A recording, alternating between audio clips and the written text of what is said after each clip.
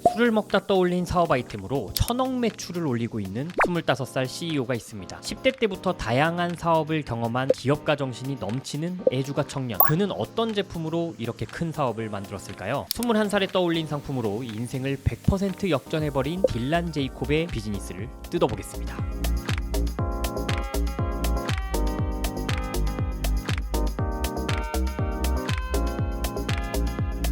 여러분, 시간은 금입니다. 1.2 5배속 보세요. 포리얼입니다. 딜란 제이콥, 이 친구는 정말 뼛속까지 기업가 정신이 충만한 학창 시절을 보냈습니다. 사실 학생 시절 딜런은 소위 말하는 문제아였는데요. 학교에서 말썽을 너무 많이 부려서 2개월간 구금 조치까지 당했다고 합니다. 우리로 치면 소년원 생활을 한 거죠. 그게 불과 12살의 나이에 있었던 일입니다. 딜런은 크리스마스 연휴 동안 갇혀 있으면서 삶에서 부정적인 기운을 주는 친구들을 멀리해야겠다는 생각을 했다고 해요. 그 다음해 여름, 그는 할아버지가 운영하던 TV 수리점에서 시간을 보내는데요. 거기서 그의 인생을 완전히 바꿔버리는 생애 첫 사업을 벌이게 됩니다. 할아버지는 TV 수리를 하는 기술자였는데 당시에 만들어진 지 얼마 안 된 아이폰의 액정이 깨져서 이 수리점에 방문하는 사람들이 꽤 많았다고 해요. 할아버지는 그렇게 작은 화면 고치는 것엔 관심이 없다라고 하면서 손님들을 돌려보냈고, 딜런은 그게 아깝게 느껴졌다고 합니다. 그래서 당시에 유튜브 영상부터 다양한 정보를 인터넷으로 찾아보면서 깨진 아이폰 화면을 교체하는 방법에 대해서 배우고 본인이 그 서비스를 해보기 시작했어요. 아이폰 액정이 깨져서 고치고 싶다고 온 고객에게 자기가 연습 삼아 고쳐보겠다고 한 겁니다. 아마 걱정이 많고 조심스러운 성격을 가지신 분들은 괜히 만졌다가 더 망가지면 돈을 물어줘야 하는 거 아니야? 하고 걱정하시겠지만, 딜런은 좀 과감한 성격을 가진 아이가 아니었나 싶어요. 딜런은 교체용 액정을 인터넷으로 사서 그 비용만 받고 고쳐주는 자기 나름의 연습을 합니다. 그렇게 몇 개의 아이폰을 연습 삼아 고쳐본 딜런은 이게 생각보다 어려운 일이 아님을 깨닫게 되었다고 해요. 그런데 아이폰을 고치겠다고 오는 고객이 아주 가끔 오는 수준이었기 때문에 딜런은 돈을 벌려면 좀 더 다른 생각이 필요하겠다고 판단합니다. 그렇게 딜런은 인터넷을 통해 깨진 아이폰들을 싸게 구입해서 그걸 고쳐서 이베이에 되파는 자신의 비즈니스를 떠올리게 되는데요. 14살에 딜런이 시작한 그의 첫 사업이었습니다. 딜런은 당시에 주로 크레이그리스트라는 커뮤니티 사이트에서 고장난 아이폰을 중고로 샀다고 하는데요. 거래를 위해 할아버지의 미니 스쿠터를 타고 다른 지역에 가서 직거래를 하는 등 어린 시절부터 아주 남다른 추진력을 뽐냈습니다. 이렇게 어린 나이에 재밌게 돈을 벌고 있던 딜런에게 머지않아 큰 위기가 찾아옵니다. 아이폰 유저들이 많아지면서 지역에 아이폰 사설 수리점들이 굉장히 많이 생겨난 거예요. 경쟁이 치열해진 거죠. 이 사설 수리점들은 딜런처럼 고장난 아이폰들을 사서 수리해서 되파는 게 돈이 된다는 걸 알게 됐고, 크레이그리스트 같은 사이트에서 고장난 아이폰 매물들이 사라져버렸다고 합니다. 고칠 것이 없어져 버린 거죠. 하지만 딜런은 생각이 있었습니다. 교체용 액정을 사서 쓸 때마다 유리 안에 먼지가 있거나 미세하게 불량 요소가 있거나 하는 등 품질이 마음에 좀 안 드는 경우가 많았다고 해요. 그게 그 아이폰 액정을 고치는 사람 입장에서는 굉장히 거슬리는 일이었다고 하는데요. 그래서 딜런은 아이폰 수리를 하면서 동시에 중국에 있는 업체들을 계속 찾아보며 아이폰 교체용 액정 샘플을 여러 곳에서 받아보고 있었습니다. 그 중에서 훌륭한 품질의 교체용 액정을 제공하는 곳을 찾아냈고, 딜런은 지역 수리점에 이걸 납품하는 것으로 자신의 비즈니스를 변경하겠다고 계획하게 되죠. 딜런이 고등학교 2학년이 되었을 때 그는 지역에 있는 9개의 수리점에 교체용 액정을 공급하면서 돈을 벌고 있었습니다. 이 시점에 그는 인스타그램 계정을 만들고 쇼피파이에서 자체 샵을 개설함과 동시에 이베이와 아마존에도 자신이 소싱한 아이폰 교체용 액정을 올려서 판매를 했다고 해요. 그렇게 2년 후에는 100개가 넘는 수리점에 상품을 직접 납품하면서 온라인 판매까지 하고요. 연간 7만 달러, 우리 돈으로는 1억 정도의 이익을 남겼다고 합니다. 고등학교를 졸업한 딜런은 롤스로이스에서 인턴십 과정을 하게 되었는데요. 자신에게는 정말